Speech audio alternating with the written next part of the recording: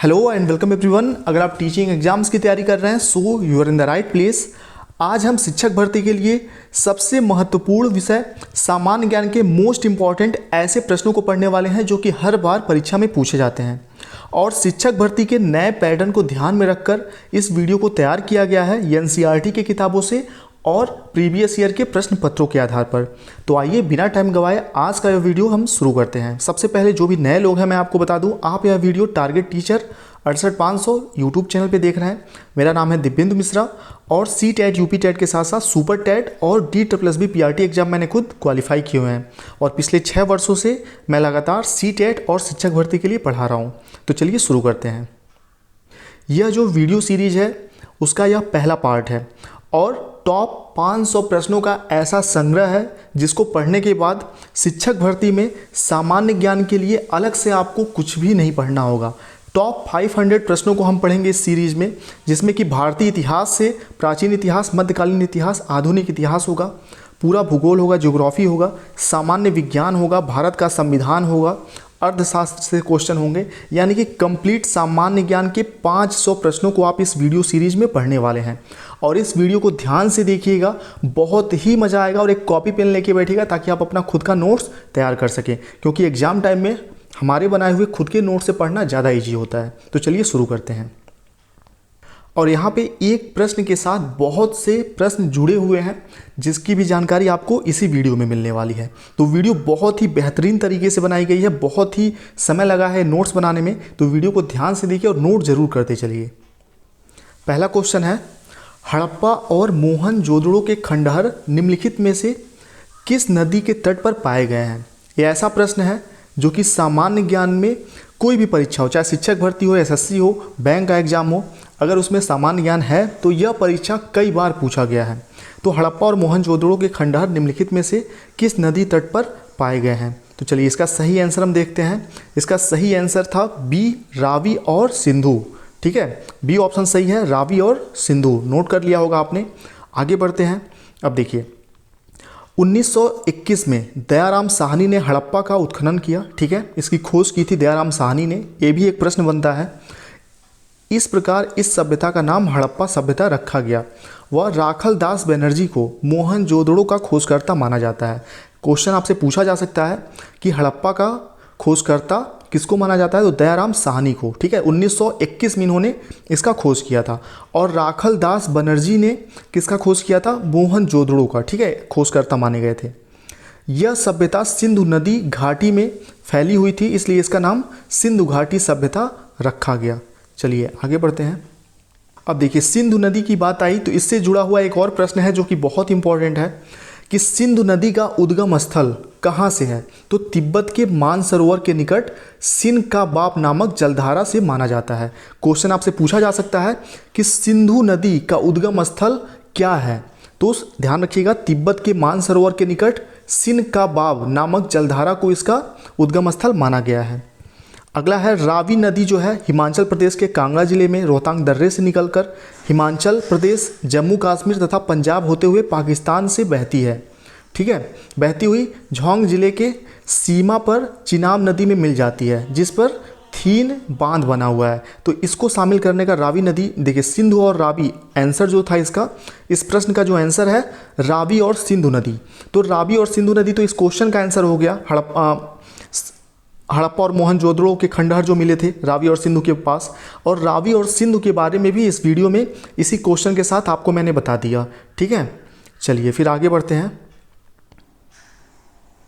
नदियों से रिलेटेड भी, क्योंकि एक प्रश्न हर हाल में आपसे शिक्षक भर्ती में पूछा जाएगा कि नदियों का उद्गम स्थल कहाँ है, कौन सी नदी कौन से प्रदेश में बहती है, जाके कहाँ गिरती है। ठीक है, तो इसलिए जो भी क्वेश्चन आएगा उससे रिलेटेड और भी फैक्ट आप इस वीडियो में जानते रहेंगे।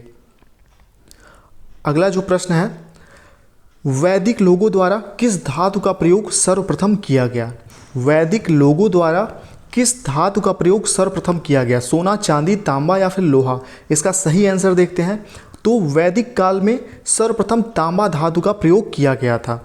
अब इससे जुड़े हुए और जो फैक्ट हैं कि वैदिक काल को कितने भागों में विभाजित किया गया है, क्वेश्चन पूछा गया है इसलिए यहाँ पे मैंने इसको नोट किया। ऋग्वेद ऋग्वेद को ही हम पूर्व वैदिक काल भी कहते हैं। ठीक, तो वैदिक काल को दो भागों में बांटा गया था, ऋग्वैदिक या पूर्व वैदिक, और दूसरा है उत्तर वैदिक काल। ठीक, ध्यान रखिएगा ये भी तथ्य आप। और वीडियो में अगर कोई भी कमी आपको नज़र आ रही हो, तो अगर स्पीड आपको ज़्यादा लग रहा हो या स्लो लग रहा हो, तो प्लीज़ कमेंट बॉक्स में बताइएगा, ताकि नेक्स्ट वीडियो में हम उसका सुधार कर सकें। चलिए, तो क्वेश्चन नंबर 2 का सही आंसर है बी, तांबा।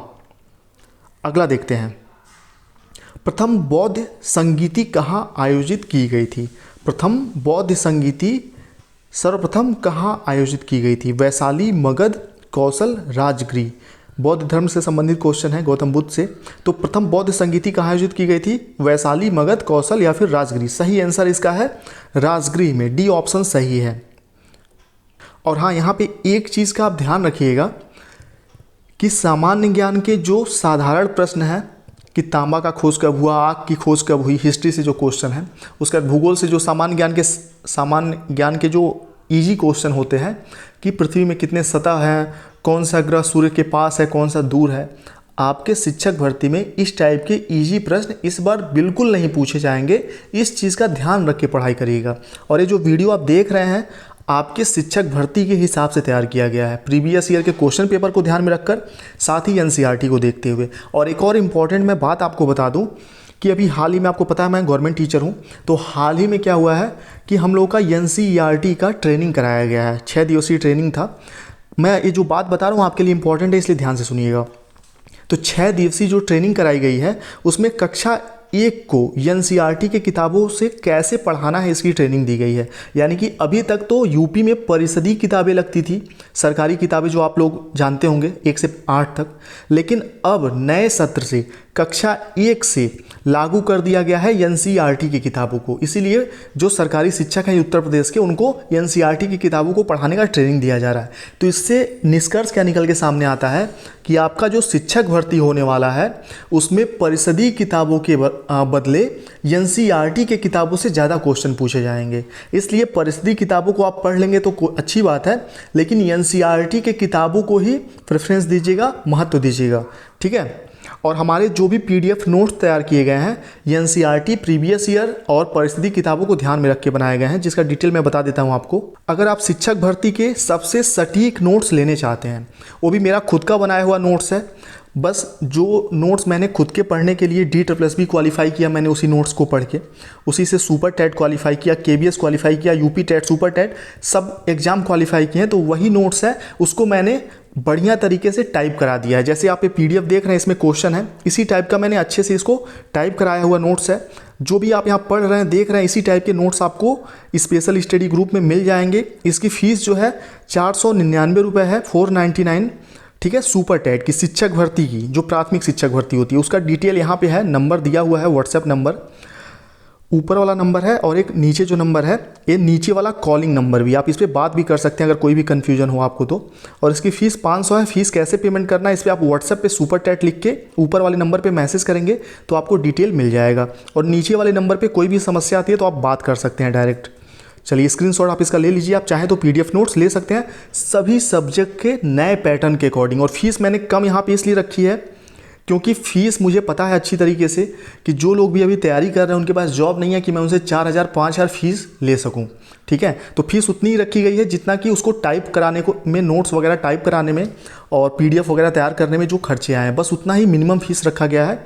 और नोट्स बहुत ही सेलेक्टेड हैं। नीचे कमेंट बॉक्स में आप लोग ज़रूर बताइए, अगर आपने नोट्स लिए हैं, नोट्स आपने पढ़ा है, तो ज़रूर कमेंट बॉक्स में बताइएगा। तो हम इस प्रश्न पे थे, प्रथम बौद्ध संगीति कहाँ आयोजित की गई थी।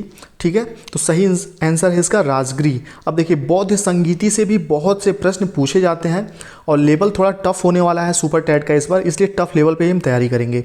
प्रथम बौद्ध संगीति का आयोजन 483 ईसा पूर्व में राजगृह, जो कि आधुनिक राजगिरी नाम से जाना जाता है उसको, बिहार की सप्तपर्णी गुफा में किया गया था। प्रथम बौद्ध संगीति का आयोजन 483 ईसा पूर्व राजगृह, बिहार की सप्तपर्णी गुफा में किया गया था। महात्मा गौतम बुद्ध के निर्वाण प्राप्त करने के कुछ समय बाद ही इस संगीति का आयोजन किया गया था।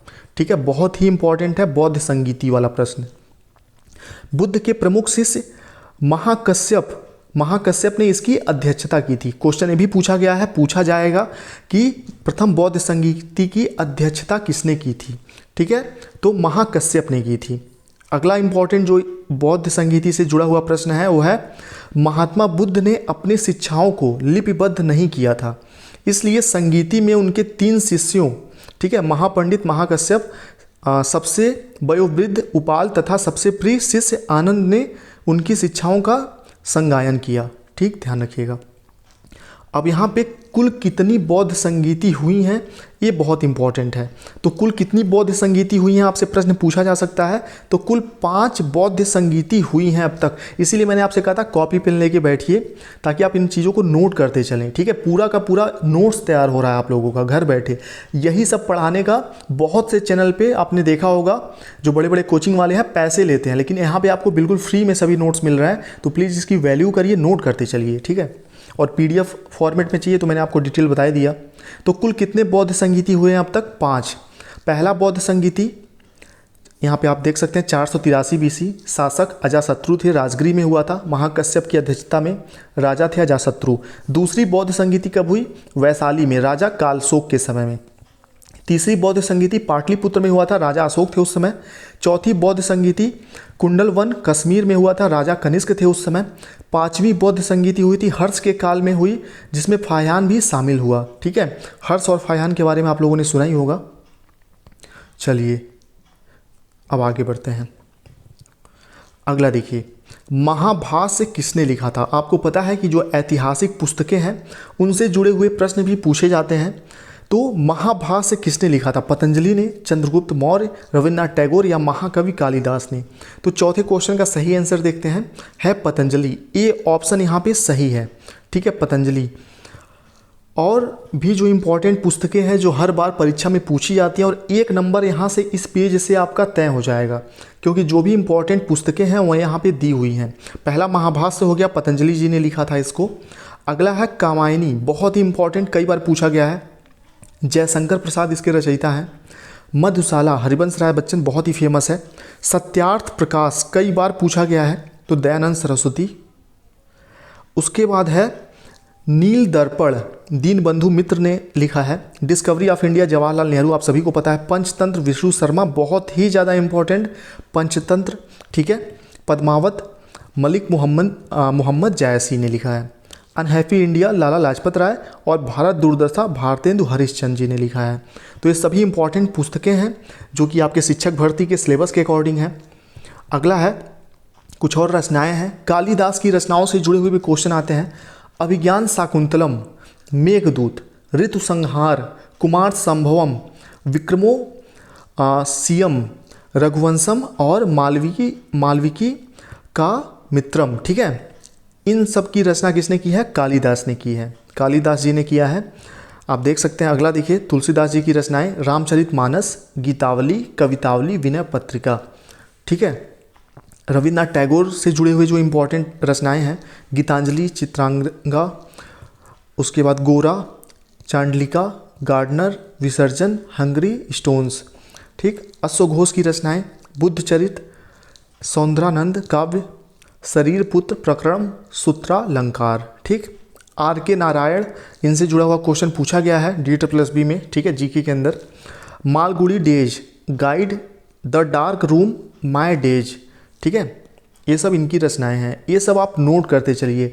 और बहुत से लोग, मुझे पता है, स्क्रीनशॉट आप ले रहे होंगे, तो स्क्रीनशॉट आप अगर ले रहे हैं तो उससे बेहतर है कि आप इन चीज़ों को, वीडियो को रोक के नोट करते चलिए, क्योंकि मुझे अच्छी तरह से पता है, मैं खुद डेली कहीं से कुछ अच्छी चीज़ें मिलती हैं, स्क्रीनशॉट ले लेता हूँ कि इसको नोट करूँगा, कभी नोट कर नहीं पाता। अगर आप नोट कर पाते हैं तो बहुत अच्छी बात है, लेकिन अभी के अभी नोट करिए, इसको पेंडिंग मत रखिए। कभी भी शिक्षक भर्ती आ सकती है। जूनियर में जैसे एडिड में शिक्षक भर्ती आई है, 1 ही महीने बाद एग्जाम है, वैसे ही आपका भी शिक्षक भर्ती UP टेट के बाद कभी भी आ जाएगा, कभी भी परीक्षा हो जाएगा जल्दबाजी में। इसलिए तैयारी आज ही से करिए और अच्छे से करिए। चलिए आगे बढ़ते हैं। रचनाएं हो गई। अब आप सोच रहे होंगे अभी तक 5 क्वेश्चन पे पहुंचे और मिनट हो गए, लगभग 14-15 मिनट बीत गए, लेकिन एक क्वेश्चन के साथ बहुत से क्वेश्चन जुड़े हुए हैं ना, इसलिए थोड़ा टाइम लगेगा, लेकिन परफेक्ट तैयारी होगी आपकी। अगला देखिए, चंद्रगुप्त मौर्य के दरबार में यूनानी राजदूत कौन थे? तो यहाँ पे सही आंसर जो है वो देखते हैं, पांचवें का है मेगस्थनीज। ठीक है, मेगस्थनीज चंद्रगुप्त मौर्य के दरबार में यूनानी राजदूत मेगस्थनीज था। क्वेश्चन ये भी यहाँ पे बनता है कि मेगस्थनीज कहाँ का था, तो यूनान का था, ध्यान रखिएगा। मेगस्थनीज को सेल्यूकस ने चंद्रगुप्त मौर्य के दरबार में राजदूत नियुक्त किया था। उसने इंडिका नामक पुस्तक लिखी थी। ठीक है, तो यहाँ पे एक क्वेश्चन ये भी बनता है कि इंडिका के रचयिता कौन है, इंडिका के लेखक कौन है, तो मेगस्थनीज। और मेगस्थनीज को किसने भेजा था चंद्रगुप्त मौर्य के दरबार में, सेल्यूकस ने भेजा था राजदूत बनाकर। ठीक है, और इंडिका का इसने रचना किया था। और अपने इस चैनल को टारगेट टीचर 68500 चैनल को जरूर सब्सक्राइब कर लीजिए। अगर आपको वीडियो पसंद आ रहा हो, आपको लग रहा हो कि हाँ ये आपके लिए उपयोगी है, तो चलिए क्वेश्चन नंबर 6 देखते हैं।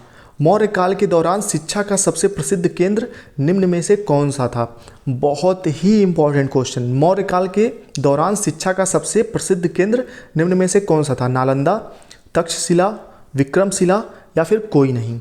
चलिए, मौर्य काल के दौरान तक्षशिला जो था सबसे वहाँ का फेमस विद्यालय था, विश्वविद्यालय था। अब तक्षशिला से जुड़े हुए और जो इम्पोर्टेंट फैक्ट हैं उसको भी आप जान लीजिए। तक्षशिला बहुत ही महत्वपूर्ण शिक्षा का केंद्र था मौर्य काल के दौरान। तक्षशिला बुद्ध शिक्षा का प्रारंभिक केंद्र था। ठीक है, ध्यान रखिएगा, बुद्ध शिक्षा का प्रारंभिक केंद्र अगर आपसे पूछा जाएगा तो आप बताएंगे तक्षशिला।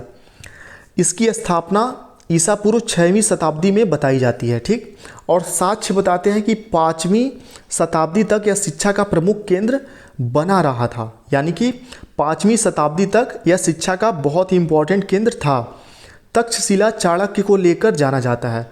तक्षशिला जो चाणक्य थे, चाणक्य नीति बहुत ही फेमस है, तो तक्षशिला चाणक्य को लेकर जाना जाता है। चाणक्य ने अपनी पुस्तक अर्थशास्त्र का निर्माण जो है तक्षशिला में ही किया था। तक्षशिला के अंदर ही उन्होंने अर्थशास्त्र पुस्तक लिखी थी। और जो अर्थशास्त्र पुस्तक है इसका नाम तो है अर्थशास्त्र, लेकिन यह पुस्तक किस विषय से संबंधित है, यह पुस्तक संबंधित है राजनीति शास्त्र से। ठीक है, ध्यान रखिएगा। और मौर्य सम्राट चंद्रगुप्त और आयुर्वेद चिकित्सक चरक ने भी तक्षशिला से ही शिक्षा प्राप्त की थी। आज के गांधार क्षेत्र में स्थित है। ठीक है, आज जो कि पाकिस्तान के रावलपिंडी शहर में है। यह आज के गांधार क्षेत्र में स्थित थी जो कि पाकिस्तान के रावलपिंडी शहर में है वर्तमान समय में। चलिए, तक्षशिला से जुड़े हुए इतने फैक्ट, और यहाँ पे और भी कई क्वेश्चन आपके तैयार हुए होंगे। नोट करते रहिएगा, तभी मेरा मेहनत सफल होगा और आपका अपना सपना पूरा होगा शिक्षक बनने का। चलिए, कहीं से भी आप किसी भी चैनल से पढ़ाई करें, नोट जरूर करिएगा, क्योंकि बहुत ही एक्सपीरियंस के आधार पे, बहुत ही खोज करके, रिसर्च करके, बहुत ही इधर उधर से देख दाख के तब एक वीडियो तैयार किया जाता है। किसके शासनकाल में अजंता की गुफाएं निर्मित की गई थी। मौर्य, मौर्योत्तर, गुप्त काल या पल्लव वंश। तो इसका 7वें क्वेश्चन का सही आंसर है गुप्त काल। ठीक है, गुप्त काल के समय में अजंता की गुफाएं जो हैं वो निर्मित की गई थी, ध्यान रखिएगा। अजंता की गुफाओं से जुड़े हुए और जो इम्पोर्टेंट फैक्ट हैं आपके एग्जाम के हिसाब से, अजंता गुफाएं महाराष्ट्र में भारत में स्थित तकरीबन 29 चट्टानों को काटकर बना बौद्ध स्मारक गुफाएं हैं जो द्वितीय शताब्दी ईसा पूर्व के हैं। ठीक, ध्यान रखिएगा।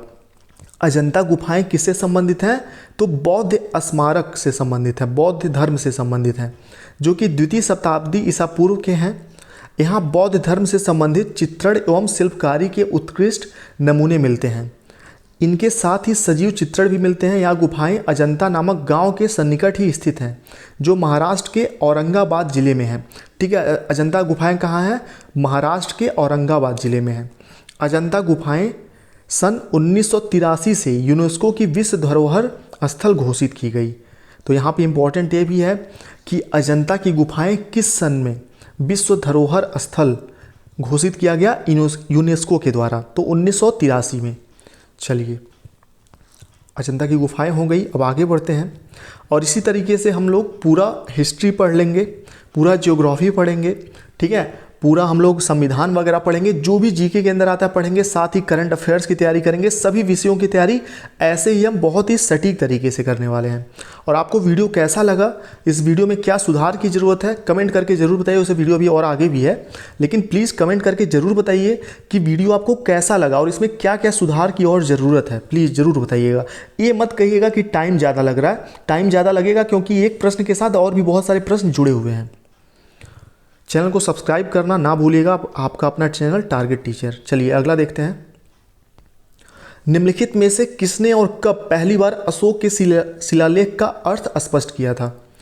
तो सेल्यूकस ने, मेगास्थनीज ने, जेम्स प्रिंसेप ने या फिर आचार्य कौटिल्य ने। निम्न में से सबसे पहले अशोक के शिलालेख का अर्थ किसने स्पष्ट किया था? तो जेम्स प्रिंसेप ने, ठीक है, जो कि अंग्रेजों के समय में थे। इन्होंने जो शिलालेख थे अशोक के समय में, उस पर जो भी चीज़ें लिखी हुई थी उसका अर्थ इन्होंने ही स्पष्ट किया था। मौर्य राजवंश के सम्राट अशोक द्वारा प्रवर्तित कुल 33 अभिलेख प्राप्त हुए हैं। ये भी बहुत इंपॉर्टेंट क्वेश्चन है। ये सम्राट अशोक द्वारा कुल कितने अभिलेख बनवाए गए थे? तो कुल 33 अभिलेख हमें प्राप्त हुए हैं, जिन्हें अशोक ने स्तंभों, शिलाओं, चट्टानों और गुफाओं की दीवारों में अपने 269 ईसा पूर्व से 231 ईसा पूर्व चलने वाले शासनकाल में खुदवाए थे। तो यहाँ पे इंपॉर्टेंट ये भी है कि अशोक का, सम्राट अशोक का शासनकाल कब से कब तक का है? तो यहाँ पे है 269 ईसा पूर्व से 231 ईसा पूर्व तक, ठीक है। अगला देखिए, अशोक के समस्त शिलालेख लघुशिला, स्तंभ लेख एवं लघु लेख ब्राह्मी लिपि में उत्कृष्ट हैं। तो ब्राह्मी लिपि का ही जेम्स प्रिंसेप ने अध्ययन किया था और उसके बाद शिलालेखों में जो भी चीज़ें लिखी गई थी, खुदवाई गई थी, उसका अर्थ स्पष्ट किया। चलिए, तो ब्राह्मी लिपि, अशोक के स्तंभ जो थे किस लिपि में थे? तो ब्राह्मी लिपि। अगला देखिए, कुषाण काल में ग्रीक व भारतीय शैली का मिश्रण से बना कला विद्यालय को किस नाम से जाना जाता है? इंपॉर्टेंट क्वेश्चन है, एग्जाम में आया हुआ है, इसलिए शामिल किया गया इसको। कुषाण काल में ग्रीक व भारतीय शैली की मिश्रण से बना कला विद्यालय को किस नाम से जाना जाता है? जो कला का स्कूल था, कला का विद्यालय था, उसको किस नाम से जाना जाता है? तो यहाँ पे सही आंसर होगा गांधार कला शैली। सी ऑप्शन सही होगा, नोट कर लीजिए आप, ऑप्शन सी सही है यहाँ पे। अब देखिए, गांधार कला शैली जो थी बहुत इंपॉर्टेंट है एग्जाम के लिए। यह शैली किससे संबंधित है? ये एग्जाम में क्वेश्चन आया हुआ है। तो यह कला मात्र बौद्ध धर्म तक ही सीमित थी, बौद्ध धर्म से ही संबंधित है। महात्मा बुद्ध गांधार कला के प्रमुख नायक हैं। अगला है, गांधार कला यूनानी शैली से प्रभावित थी। कलाकार मन से तो भारतीय लेकिन मस्तिष्क से यूनानी थे। इस कारण बुद्ध की प्रतिमाएं अपोलो की प्रतिमाओं से मिलती जुलती हैं, ठीक है। चलिए अगला देखिए, भारतीय संस्कृत का स्वर्ण युग कौन सा था? बहुत ही महत्वपूर्ण प्रश्न। भारतीय संस्कृत का स्वर्ण युग कौन सा था? मौर्य काल, मौर्योत्तर काल, गुप्त काल या गुप्तोत्तर काल?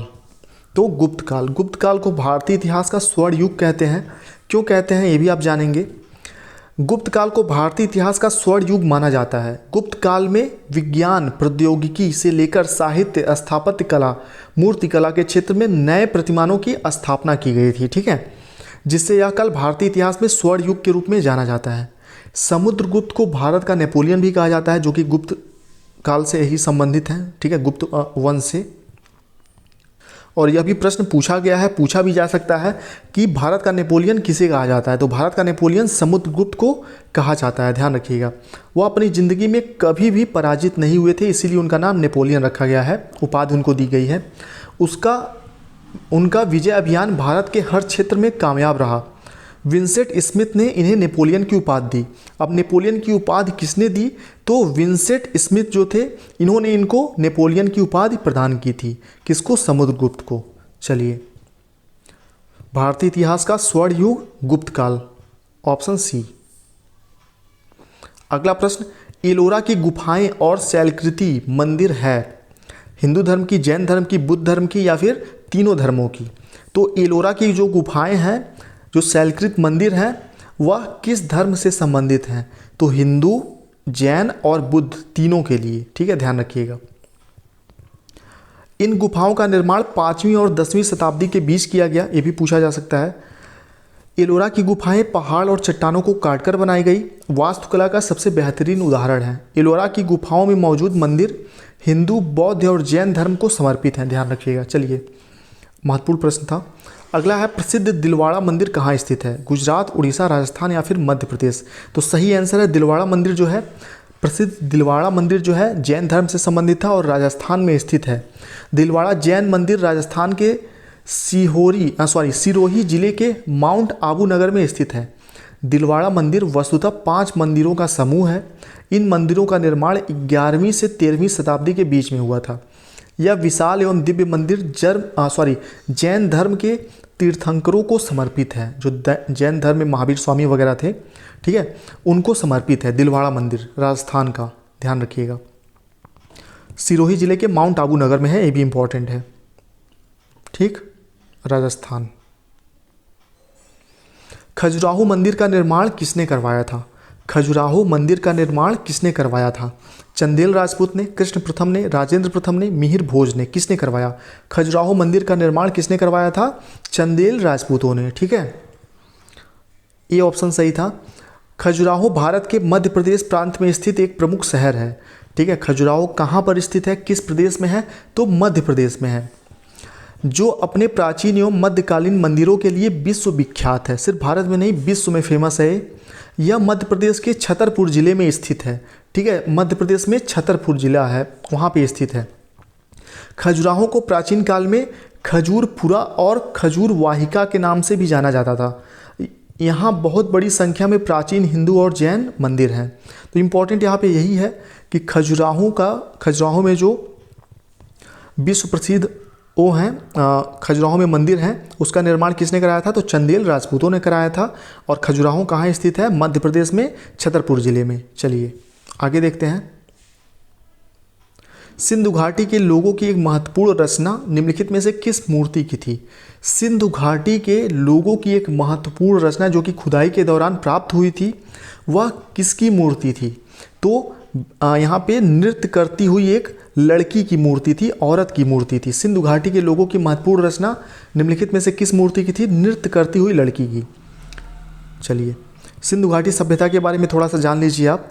सिंधु घाटी सभ्यता, देखिए आप लोगों ने, जाहिर सी बात है, सिंधु घाटी, मोहनजोदड़ो, ये सब पढ़ा होगा, बहुत सारे क्वेश्चन आपने पढ़े होंगे, थ्योरी पढ़ी होगी, लेकिन यहाँ पे इन चीज़ों को शामिल करने का उद्देश्य ये है कि जो भी प्रश्न ऑब्जेक्टिव टाइप के आपके सामने आए, इस टाइप के जो भी प्रश्न, उनसे जुड़े हुए और भी चीज़ों का रिवीजन हो जाए, क्योंकि हो सकता है एग्जाम में ऑब्जेक्टिव वाला क्वेश्चन के बजाय इनमें से कुछ पूछ लिया जाए। सिंधु घाटी सभ्यता विश्व की प्राचीन नदी घाटी सभ्यताओं में से एक प्रमुख सभ्यता है।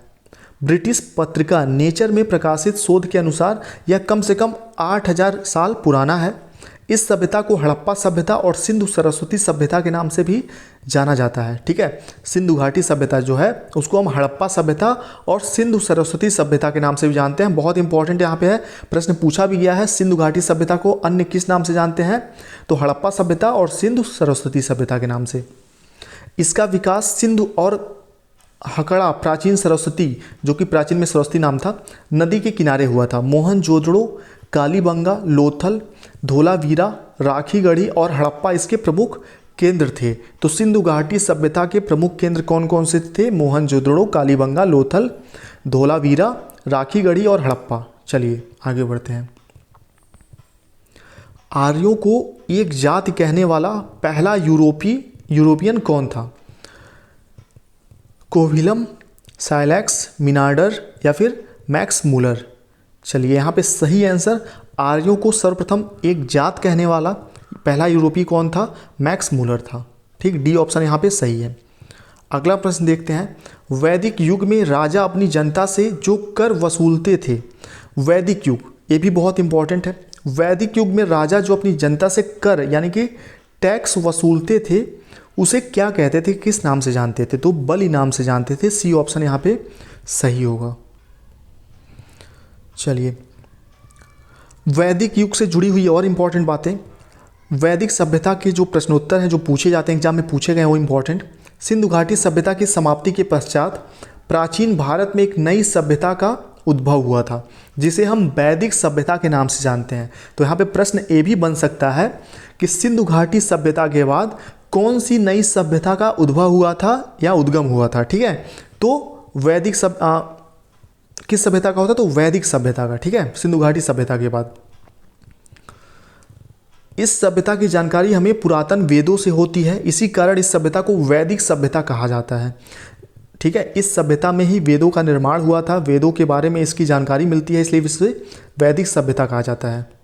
माफ़ करिएगा, वेदों का निर्माण नहीं, मतलब वेदों से ही इसकी जानकारी प्राप्त होती है, इसलिए इसको वैदिक सभ्यता कहा जाता है। इस सभ्यता के जनक आर्य लोग थे।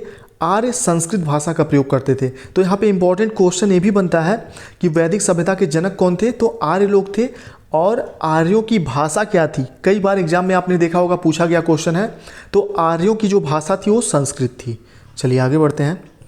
गायत्री मंत्र का उल्लेख किस वेद में है? अगर गलती से कोई भी प्रश्न मैं गलत आंसर बता दूं या कुछ भी ऐसे गलत मुंह से निकल जाए तो प्लीज़ माफ़ करिएगा और कमेंट बॉक्स में ज़रूर बताइएगा ताकि सुधार उसका हो सके। वैसे तो पूरी कोशिश करता हूं मैं कि कुछ भी आपको गलत इन्फॉर्मेशन ना दी जाए मेरे द्वारा। महीने में भले 5 ही वीडियो मैं अपलोड करता हूं, आपने देखा होगा महीने में 1 2 3 4 वीडियो ही मिलते हैं, लेकिन एक एक वीडियो आपके काम के होते हैं। इस चैनल से आप जुड़ेंगे तो कभी निराश नहीं होंगे। शिक्षक भर्ती में, आपके शिक्षक बनने में इस चैनल का, टारगेट टीचर चैनल का बहुत बड़ा योगदान होगा। तो चैनल को ज़रूर सब्सक्राइब कर लीजिएगा। अगला देखिए, गायत्री मंत्र का उल्लेख किस वेद में है? ऋग्वेद, सामवेद, यजुर्वेद, अथर्ववेद। तो गायत्री मंत्र का जो उल्लेख है ऋग्वेद में मिलता है। गायत्री मंत्र ऋग्वेद के 3रे मंडल में है। प्रश्न पूछा गया है कि गायत्री मंत्र ऋग्वेद के किस मंडल में है? देखिए, अब यहाँ पे देखिएगा, ध्यान से सुनिएगा। जो एग्जाम का पैटर्न मैं कहता हूँ ना, नए पैटर्न पे क्वेश्चन बनाए गए हैं, नए पैटर्न पे बनाए गए हैं, पैटर्न बदल चुका है। तो पैटर्न कैसे बदला है? पहले के शिक्षक भर्ती में यही क्वेश्चन ऐसे पूछा जाएगा कि गायत्री मंत्र का उल्लेख किस वेद में है, तो सीधे सीधे इसका आंसर हो जाएगा ऋग्वेद में। लेकिन बदले हुए पैटर्न में क्वेश्चन आपके सामने कैसे आएगा? क्वेश्चन पूछा जाएगा कि गायत्री मंत्र ऋग्वेद के किस मंडल में है, तो आपको बताना होगा 3रे मंडल में है। इसकी रचना किसने की थी? महर्षि विश्वामित्र ने की थी। अब देखिए, किस वेद में किस चीज़ का उल्लेख है, इससे भी जुड़े हुए प्रश्न आते हैं, आपने देखे होंगे। ऋग्वेद में मंत्रों का उल्लेख मिलता है। यजुर्वेद में यज्ञ और कर्म कांड, जो पूजा पाठ वगैरह होते हैं, उसका उल्लेख मिलता है। सामवेद, जैसा कि नाम ही है सामवेद, इससे संगीत का उल्लेख मिलता है। तथा अथर्ववेद में जादू टोना और चिकित्सा संबंधी चीज़ों का जानकारी होता है। ठीक है, तो यहाँ पे आप नोट कर लीजिए, बहुत ही महत्वपूर्ण है, बहुत ही ज़्यादा, कि ऋग्वेद में मंत्रों का उल्लेख मिलता है, यजुर्वेद में यज्ञ और कर्मकांड का उल्लेख है, सामवेद में संगीत, अथर्ववेद में जादू टोना और चिकित्सा संबंधी जानकारी है। चलिए अब आगे बढ़ते हैं अगले प्रश्न पे। और हाँ, वीडियो कैसा लगा प्लीज़ ज़रूर बताइएगा कमेंट बॉक्स में। व्याकरण की सर्वप्रथम रचित पुस्तक कौन सी है? व्याकरण की सर्वप्रथम रचित पुस्तक कौन सी है? तो अष्टाध्यायी है। बी ऑप्शन यहाँ पे सही होगा। और अष्टाध्यायी के रचयिता कौन है? तो पाणिनि। ध्यान रखिएगा, अष्टाध्यायी के रचयिता कौन है? पाणिनि है। अगला देखिए क्वेश्चन नंबर 20। बुद्ध किस वंश से संबंधित थे? कुषाण वंश, गुप्त वंश, शाक्य वंश या शुंग वंश? तो आप सभी को इस क्वेश्चन का आंसर पता ही होगा, शाक्य वंश से संबंधित थे। भगवान बुद्ध जो थे, गौतम बुद्ध, वह शाक्य वंश से संबंधित थे।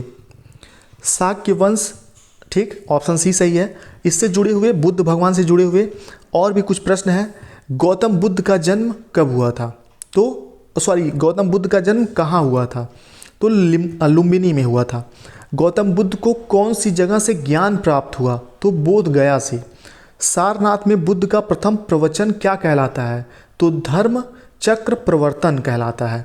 और गौतम बुद्ध की अंतिम समय में मृत्यु कहाँ हुई थी? तो कुशीनगर में हुई थी। ठीक है, कुशीनगर काफ़ी फेमस है, आप लोगों में से बहुत से लोग घूमने भी गए होंगे। और आपके लिए यहाँ पे एक प्रश्न है, कमेंट बॉक्स में बताइए कि गौतम बुद्ध का जन्म किस वर्ष हुआ था, किस समय हुआ था? यहाँ पे आपको क्वेश्चन है, आपके लिए होमवर्क है। हमेशा हर वीडियो में एक होमवर्क आपके लिए होता है, एक क्वेश्चन। तो आपके लिए आज के वीडियो का होमवर्क है कि गौतम बुद्ध का जन्म किस सन में हुआ था। जिसको पता है बिना देखे वो कमेंट बॉक्स में ज़रूर बताइए, और नहीं पता है तो देख जरूर लीजिएगा क्योंकि ये भी इम्पॉर्टेंट है। चलिए, तो आज के वीडियो में बस इतना ही। वीडियो काफ़ी लंबा हो गया है, 30 मिनट से ज़्यादा का। अपने टारगेट टीचर चैनल को सब्सक्राइब कर लीजिए और यहाँ पे सुपर टैट के जो PDF नोट्स की जानकारी दी हुई है, यहाँ पे आप मैसेज कर सकते हैं दोनों में से किसी नंबर पे, और कॉल करना है तो नीचे वाले नंबर पे आप कॉल कर सकते हैं। लेकिन कॉल करते समय ध्यान रखिएगा कि सुबह 8 से लेके शाम को 4 तक मैं बिल्कुल स्कूल वगैरह में होता हूँ, तो उस समय मैं बात नहीं कर पाऊँगा आपसे। उसके बाद रात को 7-8 बजे, 9 बजे, 10 बजे तक आप कॉल करेंगे तो मैं रिसीव करूँगा। और सुबह 8 बजे के पहले पहले भी आप कॉल करेंगे तो मैं ज़रूर बात करूंगा आपसे, जो भी आपकी प्रॉब्लम होगी सॉल्व की जाएगी। और संडे के दिन आप कभी भी कॉल कर सकते हैं, मैं हमेशा फ्री हूँ आप लोगों के लिए। चलिए, इसकी फ़ीस सुपर टैट की जो है 500 रुपये है, यहाँ पे 499 फीस दी हुई है। चलिए, मिलते हैं नेक्स्ट वीडियो में। चैनल से जुड़ जाइए, सब्सक्राइब कर लीजिए, लाइक शेयर और सब्सक्राइब करना ना भूलिएगा। चलिए, थैंक यू।